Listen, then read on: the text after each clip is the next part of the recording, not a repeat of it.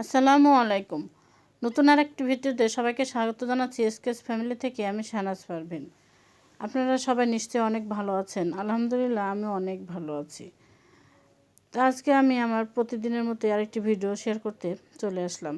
আজকে আমি কি রান্না করি সেই ভিডিওটা আপনাদের সাথে শেয়ার করছি। আমি তো আজকে অনেক মজার জিনিস রান্না করব এবং দুটো তরকারি রান্না করব। আজকে দুটো তরকারি আমার খুবই মজা লাগে, মানে খুবই পছন্দ করি আমি। বাড়িতে আপনাদেরকে তো দেখিয়েছিলাম যে বাড়ি থেকে শাক পাঠিয়েছে, সেই কলই শাকগুলো আজকে আমি পিটুলি রান্না করব। তো প্রথমে আমি পেঁয়াজ মরিচ আর একটু শুকনো মরিচ ফোড়ন দিয়ে ভেজে নিয়েছি, তারপর সবগুলো মশলা একসঙ্গে দিয়ে কষিয়ে নিয়েছি। তারপরে আমি এখানে টাকি মাছ দিয়ে দিয়েছি। টাকি মাছগুলো আমি কষিয়ে নিয়ে উঠিয়ে রেখেছি। টাকি মাছের আমি কাঁটাগুলো বেছে দেব। কাঁটা বেছে না দিলে আমার ছেলে খেতে পারবে না, আর কাঁটা বেছে দিলে দেখা যায় যে ছোটরাও খেতে পারে, সেজন্য আমি কাঁটা মাছে বেছেই দিই। দিয়ে আমি শাকগুলো যে একদম ঝিরিঝিরি করে কেটে নিয়েছি, তারপর সেটা ধুয়ে পানি ঝরিয়েতে রেখে দিয়েছিলাম।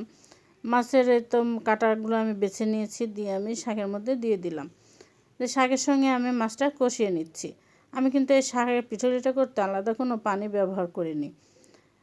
দিয়ে আমি তো পিঠুলি অর্থাৎ চাউলের আটার আমি এখানে একটু পানি দিয়ে পেস্ট করে দিয়ে দিলাম। আর এই চাউলের গুঁড়িটা দিলে শাকটা কিন্তু একদম আঠালো হয়ে যাবে এবং খেতেও অনেক মজা লাগবে। আমাদের এলাকায় মূলত এই চাউলের এই গুঁড়ি পেস্ট করাটাকে পিটুলি বলে থাকে। তো আমার শাকের পিটুলিটা প্রায় হয়ে গেছে। আর কলই শাকের পিটুলিটা খেতে তো খুবই মজা লাগে। আর এই শাকের ভাজিটাও আমার খুবই প্রিয়, মানে এই শাকটা হলে সোজা তার কোনো তরকারি প্রয়োজনই নেই, এত পছন্দ করি। তারপরে যাই হোক, পিটুলিটা আমি রান্না করে নিয়েছি। করে আমি এখানে আরেকটা পছন্দের খাবার রান্না করব। সেটা পুঁইয়ের বিচি। পুঁইয়ের বিচিগুলো বাড়ি থেকে পাঠিয়েছে। তো পুঁইয়ের বিচিটা রান্না করার জন্য আমি প্রথমে মশলাটা একটু কষিয়ে নিলাম। তারপর আমি এখানে ছোটো আলু আর দিয়েছি পেঁয়াজ কলি আর শুটকি মাছ। শুটকি মাছটা আমি গরম পানি দিয়ে ভিজে রেখে পরিষ্কার করে ধুয়ে নিয়েছি। আর গরম পানিটা দিয়ে ভিজে রাখার ফলে অনেকটাই কিন্তু নরম হয়ে গেছে। আমি সেই জন্য আলুর সঙ্গে শুটকি মাছটা দিয়ে সব মশলার সঙ্গে একসঙ্গে কষিয়ে নিচ্ছি।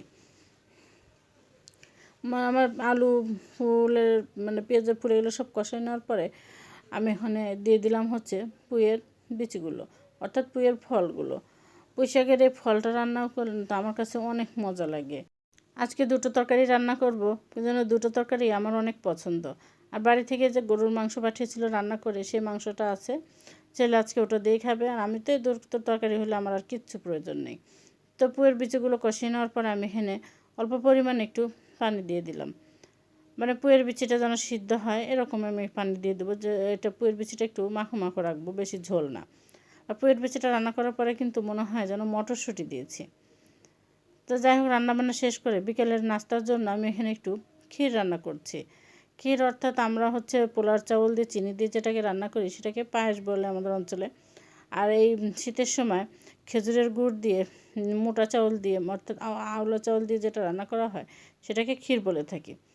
তা আমি দুধটা প্রথমে গরম করে নিয়ে এই তো আওলা চাউলটা দিয়ে আমি আগে দুধের সঙ্গে চাউলটা ফুটে নিয়েছি।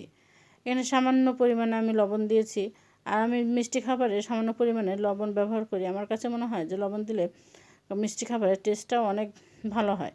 এখানে আমি সাদা এলাচ আর দারুচিনি তেজপাতা দিয়েছি। চাউলটা ফুটে গেছে, তারপরে আমি এখানে গুড় দিয়ে দিলাম। এই গুড়টা গত বছর বড়াপা দিয়েছিল, এত ভালো গুড় যে কী বলবো। রান্না করার সময় এত সুন্দর সেন্ট বের হয়েছে, আর দুধও কিন্তু ফেটে যায় না এই গুড়টা ব্যবহার করলে।